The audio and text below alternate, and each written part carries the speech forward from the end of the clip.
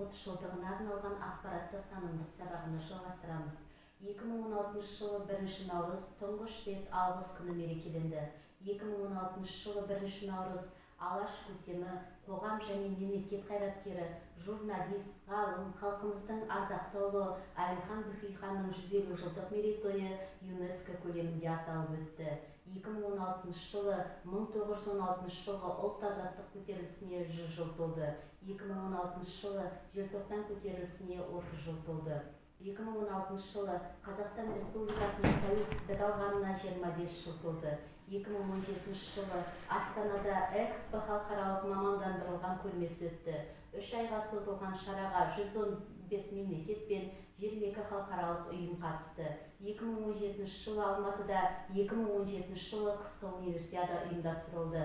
2017 жылы 26 қазан Қазақстан Республикасының президенті Нұрсұлтан Назарбаев қазақ тілі әліпбиін кириллицадан латын графикасына көшіру туралы жарлыққа қол қойды.